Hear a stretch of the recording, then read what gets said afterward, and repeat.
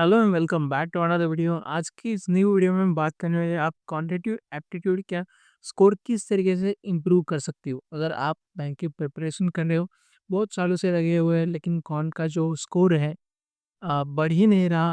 Reasoning में decent से marks आ जाते हैं, लेकिन हमारे जो ओवरऑल कट ऑफ है वो कौन की वजह से रह जाता है। हमारे 20 23 इस तरीके से मार्क्स आ जाते हैं। अगर पीओ की बात करें तो 15 से आगे जा ही नहीं पाते। सो इन सभी प्रॉब्लम्स के सॉल्यूशंस आज के इस वीडियो में आपको मैं देने वाला हूँ। किस तरीके से आप अपने कौन के जो स्कोर है बूस्ट कर सकते हो, कौन से ऐसे फैक्टर्स है जो इसमें रोल प्ले करते हैं कौन के स्कोर को बूस्ट करने के लिए, इन सभी के बारे में डिटेल में बात करने वाले हैं। लेकिन उससे पहले आप मेरे चैनल पर नए हो तो चैनल को ज़रूर से सब्सक्राइब कर लीजिए। तो चलिए आज के इस वीडियो को शुरू करते हैं। हेलो दोस्तों, my name is Rajinikanth and you are watching RG the banker. किसी भी टॉपिक में, किसी भी सब्जेक्ट में स्कोर करने के लिए तीन तीन फैक्टर्स मैटर कर जाते हैं। फैक्टर्स के बारे में बात करें तो सबसे पहला फैक्टर आता है, वो है कंसेप्ट्स। अगर आपके उस पर्टिकुलर सब्जेक्ट में, उस पर्टिकुलर टॉपिक्स की जो कंसेप्ट्स है वो आपके क्लियर ही नहीं होंगे, तो आप कभी भी उस टॉपिक में अच्छे खासे मार्क्स नहीं ला पाओगे। आप खुद से एनालाइज कीजिए कि कौन सब्जेक्ट में मुझे कितने टॉपिक्स के कंसेप्ट क्लियर है। अगर आप कुछ टॉपिक के कंसेप्ट आपके क्लियर नहीं है तो आप उसे फिर से एक बार देख लीजिए, ताकि आपके जो कंसेप्ट है वो पूरी तरीके से क्लियर हो जाए। जैसे कॉर्ड्स में अलग-अलग टॉपिक्स है, तो आपको अलग-अलग टॉपिक्स के सभी कॉन्सेप्ट्स क्लियर होने चाहिए। पर्टिकुलर क्वेश्चंस को किस तरीके से सॉल्व करना है, उसके लिए कौन-सा मेथड होता है, किस तरीके के इक्वेशंस यहाँ पे फॉर्म हो जाते हैं, वो सभी कॉन्सेप्ट्स में आपको क्लियर हो जाएगा।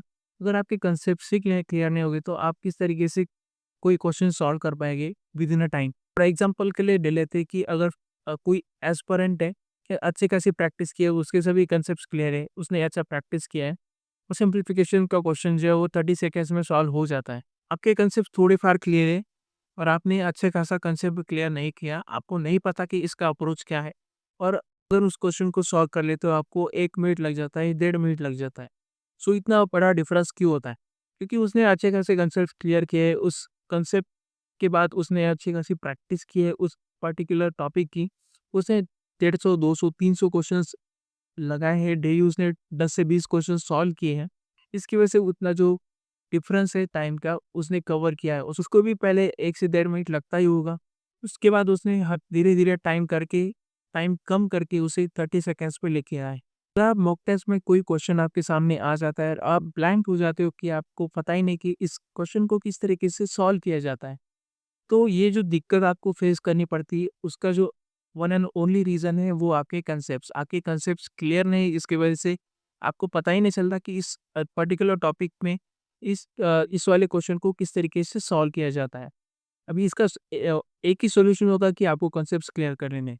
तो कॉन्सेप्ट क्लियर करने के लिए मैं आपको आगे वीडियो में बताऊँगा कि आपको कौन से जो फैकल्टीज़ हैं उनके वीडियोज़ देखनी चाहिए, जो मैं पर्सनली प्रेफ़र करना चाहूँगा, जो कि मैंने फ़ॉलो किए, ये उनके नाम आपको आगे वीडियो में बताने वाला हूँ। सेकंड फैक्टर की बात करें तो वो है प्रैक्टिस। अगर आपने कंसेप्ट्स क्लियर कर लिए हैं, उसके बाद जो मेन चीज़ आती है वो है प्रैक्टिस। फॉर एग्ज़ाम्पल के लिए आपने सिम्प्लिफ़िकेशन के जो कंसेप्ट्स है वो ऑल क्लियर कर लिए, लेकिन आपने उसका प्रैक्टिस ज़्यादा नहीं किया। आपने 100 द 200 क्वेश्चन सॉल्व कर लिए थे, और उसके बाद आपको लग रहा है कि हाँ, मुझसे ये हो जाएगा। जब भी आप मॉक टेस्ट में जाओगे, वो क्वेश्चन आपके सामने आएगा, तो आप ब्लैंक ब्लैंक हो जाओगे कि आपको इसे किस तरीके से सॉल्व करना है। अगर ब्लैंक भी नहीं हो जाते तो आपको टाइम ज़्यादा लगेगा। जहाँ पे आपको 30 सेकंड लगना चाहिए था, वहाँ पे आपको 1 मिनट लगेगा, 1.5 मिनट लगेगा। सो इतना बड़ा डिफरेंस क्यों आ जाता है? क्योंकि हमने इस उस टॉपिक के क्वेश्चंस की ज़्यादा प्रैक्टिस नहीं की।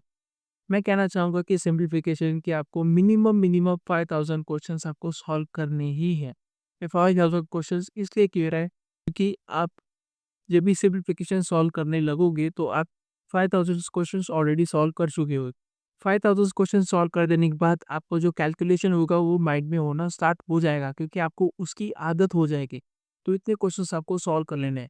मैं पर्टिकुलरली सिर्फ सिम्प्लीफिकेशन की बात नहीं कर रहा हूँ। अगर आप कमर्शियल मैथ भी सॉल्व करना चाहते हो स्पीड में विदिन 45 सेकेंड्स, तो आपको उसकी भी प्रैक्टिस करनी होगी। तो उसकी प्रैक्टिस के लिए आपको मटेरियल कहाँ से मिलेगा?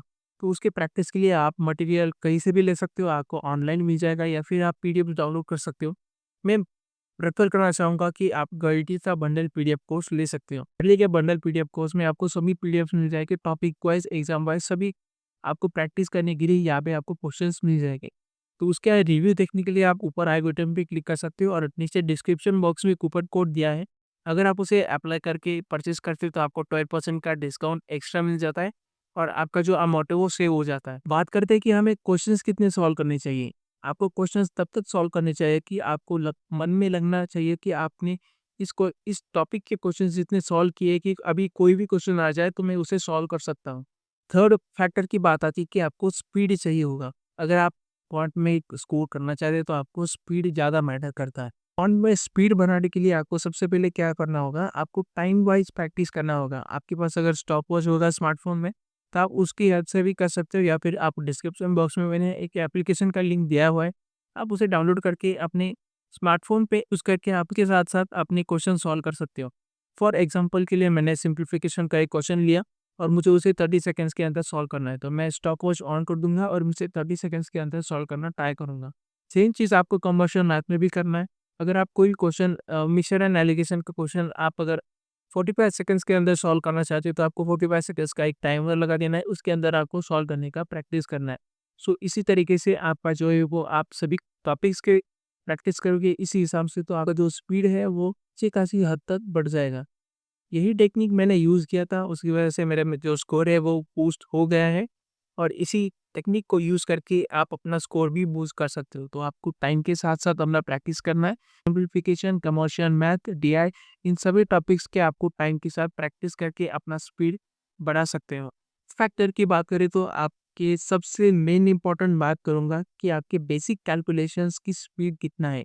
बेसिक कैलकुलेशंस के स्पीड के लिए आपके टेबल्स, स्क्वायर और आपके फ्रैक्शंस सभी लर्न होने चाहिए। टेबल 20 तक 25 तक लर्न होनी चाहिए, आपके स्क्वायर 40 तक लर्न होनी चाहिए, आपके क्यूब्स 30 तक लर्न होनी चाहिए। फ्रैक्शन की बात करूँ तो आपको फ्रैक्शन के चार्ट्स ऑनलाइन मिल जाएंगे या फिर आप मुझे कमेंट कर सकते हो, मैं आपको अपने टेलीग्राम ग्रुप पे उस फ्रैक्शन के चार्ट्स प्रोवाइड कर दूंगा। बहुत से बच्चों का यही प्रॉब्लम रहता है कि हमारे जो स्क्वायर है, टेबल है, क्यूब है, वो सभी लर्न नहीं होते, तो हमारा स्पीड किस तरीके से बढ़ेगा? सबसे पहली जो बात आती है कि आपका बेसिक कैलकुलेशन अगर फास्ट होना चाहिए तो आपको ये सब लर्न होने चाहिए। सभी फैक्टर्स को आपको कंसीडर करना होगा, उन सभी फैक्टर्स को आपको स्टेप बाय स्टेप फॉलो करते जाना होगा। अगर आप स्टेप बाय स्टेप इन सभी फैक्टर्स को फॉलो कर लेते हैं, तो आपका स्पीड जो है वो अकाउंट में 110% बढ़ेगा और आपके स्पीड बढ़ने के साथ-साथ आपका स्कोर भी अच्छा होगा। आप 20 मिनट्स में 35 क्वेश्चन भी अटेम्प्ट कर सकते हो और बहुत से बच्चे इस लेवल तक प्रैक्टिस करते हैं कि उनका 35 आउट ऑफ 35 20 मिनट में भी हो जाता है। उस लेवल तक प्रैक्टिस करना है कि आपका 35 क्वेश्चंस अटेम्प्ट हो सके।